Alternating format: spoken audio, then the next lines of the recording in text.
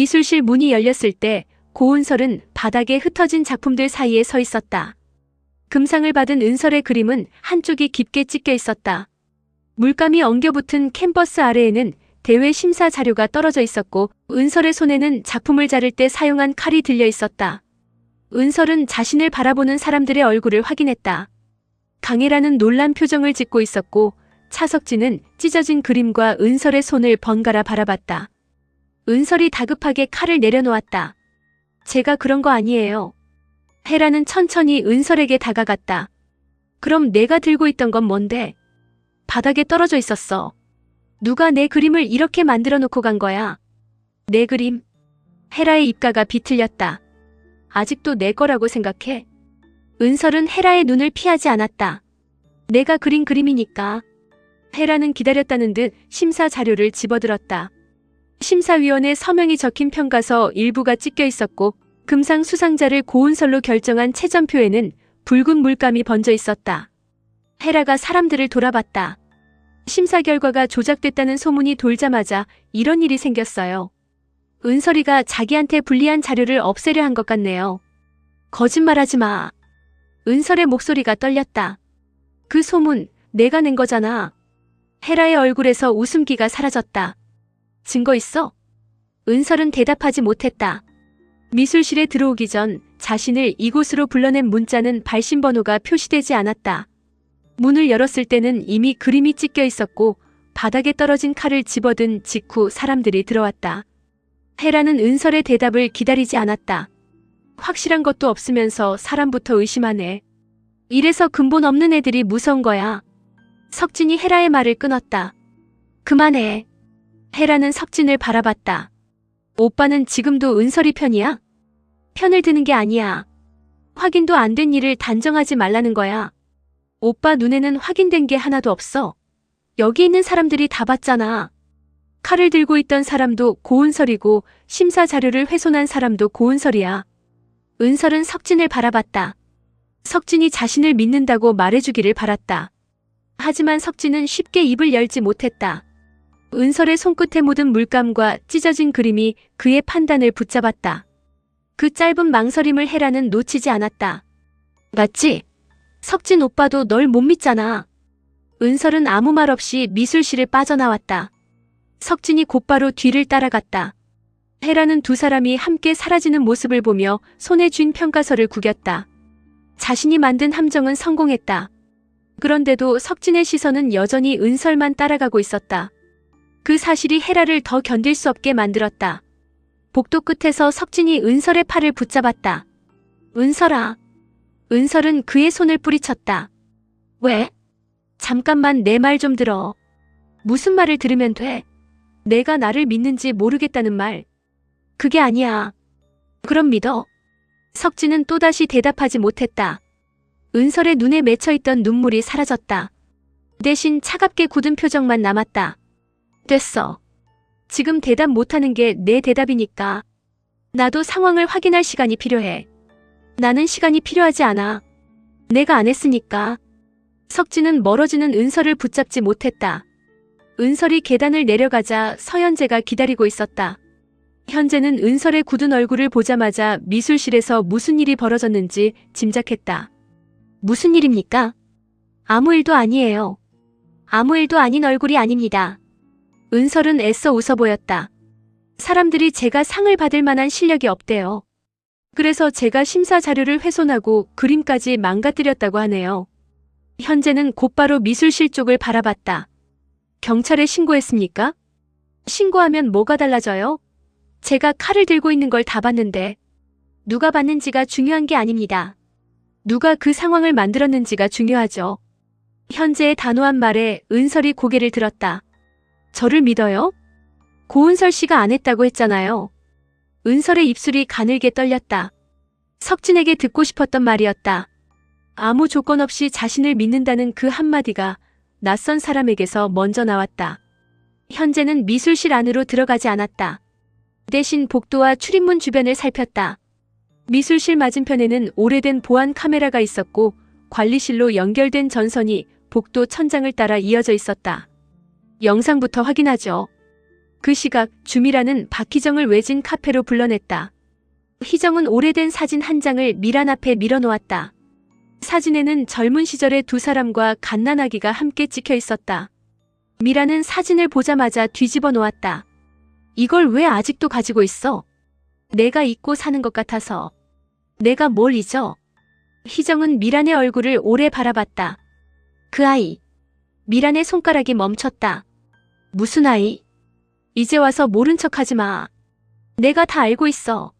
미란이 자리에서 일어났다. 내가 애를 낳았다고. 언제? 증거 있어? 어디서 조작질이야, 조작질을. 주변 사람들이 돌아보자 희정은 목소리를 낮췄다. 내가 이름까지 바꾼다고 과거가 없어지는 줄 알아? 박희정. 그 아이가 어떤 인생을 살았는지 한 번이라도 궁금했던 적 없어? 미라는 희정의 손목을 붙잡았다. 내 앞에서 다시는 그 얘기 꺼내지 마. 왜? 김정선 이사장한테 알려질까봐 무서워. 미란의 눈빛이 달라졌다. 희정은 사진을 다시 챙겼다. 은설이한테 이상한 일이 생기고 있어. 미술대회 결과가 뒤집힐 뻔했고 오늘은 누명까지 썼어. 내가 한 짓이면 당장 멈춰. 미라는 희정의 손목을 놓았다. 은설이 일에 내가 왜 관심을 가져? 그러니까 더 무서운 거야. 관심도 없다는 사람이 은설이 이름만 나오면 이렇게 흔들리니까. 희정이 돌아서자 미란이 낮게 말했다. 입 조심해. 내가 지키려는 가족까지 다칠 수 있어. 희정은 걸음을 멈췄다. 그게 협박이니? 충고야. 넌 나한테 빚이 있잖아. 희정은 천천히 돌아봤다. 아니, 빚진 사람은 너야. 희정이 떠난 뒤 미라는 누군가에게 전화를 걸었다. 박희정이 가지고 있는 사진부터 찾아. 그리고 고은설이 미술실에 들어가기 전후의 기록도 전부 지워. 미라는 통화를 마친 뒤 뒤집어 놓은 찻잔을 바로 세웠다. 흔들림은 잠깐이었다. 희정이 입을 열기 전에 과거의 흔적을 없애야 했다. 그날 저녁 은설은 집에 돌아오자마자 왕금자의 질책을 받았다. 금자는 은설 앞으로 도착한 대회 주최 측의 출석 요구서를 식탁 위에 던졌다. 상을 타도 모자랄 판에 무슨 망신이야? 너 때문에 은국이 앞길까지 막히게 생겼어. 고은국이 나섰다. 할머니, 은설이가 안 했대잖아요. 너는 빠져. 피도 안 섞인 애 감싸다가 내 인생까지 망칠 거야? 은설은 구겨진 서류를 폈다. 제가 해결할게요. 금자가 은설의 앞을 막았다. 뭘 어떻게 해결해? 사과하고 상을 반납해. 제가 잘못한 게 없는데 왜 사과해요? 잘못이 없어도 숙이고 들어가야 할 때가 있는 거야. 가진 것 없는 사람은 더 그래. 은설은 금자의 말을 듣다가 서류를 내려놓았다. 가진 게 없다고 죄까지 가져야 하는 건 아니잖아요. 금자가 손을 들자 희정이 그 사이를 막았다. 어머니, 그만하세요. 내가 감싸고 키우니까 애가 세상 무서운 줄 모르는 거야. 은설이는 제 딸이에요. 금자의 얼굴이 굳었다. 내 딸이라고 우긴다고 내 딸이 되는 줄 알아? 희정의 눈이 흔들렸다. 은설 역시 금자의 말을 그냥 지나칠 수 없었다. 할머니, 그게 무슨 말이에요? 고기안이 서둘러 끼어들었다. 어머니가 화가 나서 아무 말이나 하신 거야. 하지만 금자는 멈추지 않았다. 내가 언제까지 속일 수 있나 보자. 이 집에 들어올 때부터. 희정이 식탁을 짚으며 금자를 노려봤다. 한마디만 더 하시면 저도 더는 참지 않아요. 금자는 희정의 낯선 기세에 입을 다물었다. 은설은 가족들의 얼굴을 살폈다. 누구도 자신의 눈을 똑바로 보지 않았다. 저한테 숨기는 거 있어요? 희정이 은설의 손을 잡았다. 없어. 넌 엄마 딸이야. 그것만 알면 돼. 은설은 희정의 손에서 미세한 떨림을 느꼈다. 그날 밤 희정은 장롱 깊숙한 곳에서 낡은 상자를 꺼냈다. 상자 안에는 은설이 갓난아기였을 때 입었던 베네쩌고리와 사진, 오래된 산모수첩이 들어있었다. 희정은 산모수첩 첫 장에 적힌 이름을 바라봤다. 주혜숙. 희정은 휴대전화로 사진을 찍은 뒤 서현재의 명함을 꺼냈다. 낮에 은설과 함께 있던 현재가 혹시 모를 일에 대비해 건넨 명함이었다. 희정은 전화를 걸었다. 서현재 변호사님 맞으시죠? 현재는 늦은 시간까지 미술실 보안 기록을 확인하고 있었다. 네. 말씀하세요. 은설이 일로 꼭 드릴 말씀이 있어요. 전화로는 안 됩니다. 언제 뵐까요? 희정은 방문을 잠그고 목소리를 낮췄다. 내일 아침에요. 제가 연락드리는 건 은설이한테도 비밀로 해주세요. 무슨 일인지 먼저 말씀해 주실 수 있습니까? 희정은 산모수첩을 바라봤다. 은설이가 왜 이런 일을 당하는지 알 것 같아요. 희정이 통화를 마치자 문 밖에 그림자가 스쳤다. 희정은 문을 열었지만 복도에는 아무도 없었다. 다만 현관문이 완전히 닫히지 않은 채 조금 열려 있었다. 다음 날 미술대회 주최 측은 은설을 불러 조사했다. 혜라는 참고인으로 참석했다. 석진도 대회 후원사 관계자의 자격으로 자리에 앉았다. 심사위원장은 훼손된 채점표를 은설 앞에 놓았다. 고은설 학생에게 유리한 점수만 남아있고 이의를 제기한 심사위원의 평가서는 사라졌습니다. 은설이 고개를 저었다. 저는 평가서가 어디 있는지도 몰랐어요. 혜라가 조심스럽게 입을 열었다. 저도 은설이가 그랬다고 믿고 싶지 않아요. 하지만 미술실에 들어가기 전에 은설이가 심사 결과를 확인하겠다고 말하는 걸 들었어요. 내가 언제? 기억 안 나? 그런 말 한 적 없어. 혜라는 안타까운 표정을 지었다. 은설아, 지금이라도 솔직하게 말하면 상까지 취소되지는 않을 수도 있어. 내가 원하는 게 그거야? 은설이 자리에서 일어났다. 내가 하지도 않은 일을 인정하고 내 앞에서 무릎 꿇는 거. 혜라 역시 일어섰다. 왜 모든 걸 나랑 연결해? 내 열등감 때문에 벌어진 일이잖아. 열등감? 넌 늘 내가 가진 걸 갖고 싶어 했어. 상도 자리도. 혜라는 석진을 바라본 뒤 다시 은설에게 시선을 돌렸다. 사람도. 은설의 얼굴이 굳었다. 혜라는 더 가까이 다가왔다. 내가 경고했지. 주제넘게 석진 오빠한테 관심 갖지 말라고. 그 문제랑 지금 일이 무슨 상관인데? 상관 있지. 내가 욕심을 내기 시작한 뒤부터 모든 일이 생겼으니까. 석진이 혜라를 제지했다. 그만하라고 했어. 혜라가 석진을 돌아봤다. 오빠는 왜 몰라? 은설이는 오빠를 이용하는 거야. 자기 처지를 바꿔보려고. 은설이 혜라의 앞을 막아섰다. 넌 내가 왜 그렇게 싫으니? 혜라의 눈에 억눌렸던 질투가 드러났다. 주제 파악을 못하잖아. 내 주제가 뭔데? 아무것도 없는 애. 혜라가 은설의 가슴을 손끝으로 밀었다. 꿈깨. 내가 그림 좀 잘 그린다고 내 자리에 설 수 있을 것 같아? 은설은 밀려나지 않았다. 내 자리에 관심 없어. 거짓말. 내가 원하는 건 내 그림을 인정받는 거야. 그리고 내가 좋아하는 사람한테 부끄럽지 않은 사람이 되는 거고. 석진의 눈이 은설에게 향했다. 혜라는 두 사람의 시선이 맞다는 것을 보며 이를 악물었다. 끝까지 오빠를 포기하지 않겠다는 거네. 석진이는 물건이 아니야. 내가 가진 돈으로 붙들어 놓는다고 내 사람이 되는 것도 아니고. 혜라는 은설의 뺨을 때리려 손을 들었다. 그러나 석진이 먼저 혜라의 손목을 붙잡았다. 여기서 끝내. 혜라는 석진의 손을 내려다봤다. 자신을 막아선 사람이 석진이라는 사실이 혜라의 자존심을 무너뜨렸다. 그때 서현재가 조사실로 들어왔다. 고은설 씨를 대리해서 왔습니다. 현재는 은설에게 휴대전화를 건넸다. 화면에는 미술실 복도의 보안 영상 일부가 재생되고 있었다. 영상 속 은설이 미술실로 들어가기 10분 전 모자를 눌러 쓴 사람이 미술실 문을 열고 들어갔다. 얼굴은 보이지 않았지만 은설보다 키가 컸고 손에는 붉은 물감통이 들려 있었다. 현재가 말했다. 누군가 원본을 삭제했습니다. 다행히 관리실 컴퓨터의 임시 저장 파일에 일부가 남아 있었습니다. 혜라의 얼굴이 굳었다. 현재는 영상을 멈추고 화면을 확대했다. 모자를 쓴 사람의 손목에 가느다란 팔찌가 보였다. 은설은 그 팔찌를 알아봤다. 전날 혜라가 직원에게 건네준 팔찌와 같은 모양이었다. 현재가 혜라를 바라봤다. 강혜라 씨는 이 사람을 알고 있습니까? 혜라는 빠르게 표정을 수습했다. 몰라요. 저런 팔찌는 흔해요. 그렇겠죠. 그래서 한 가지를 더 확인했습니다. 현재는 미술실 출입 기록을 내놓았다. 누군가 강혜라 씨의 출입증을 사용했습니다. 사람들의 시선이 혜라에게 향했다. 혜라는 곧바로 은설을 가리켰다. 내 출입증을 훔쳤겠죠. 은설이가 나한테 누명을 씌우려고 한 거예요. 은설이 헛웃음을 흘렸다. 내가 내 출입증으로 들어가서 내 그림을 찍고 다시 내 출입증으로 들어갔다는 거야? 넌 그럴 수 있어. 왜? 석진 오빠를 빼앗으려고. 헤라의 말이 조사실을 가득 채웠다. 석진은 더 이상 헤라를 감싸지 못했다. 헤라야, 내가 한 거야? 헤라는 석진의 눈에서 의심을 읽었다. 오빠까지 나를 의심해?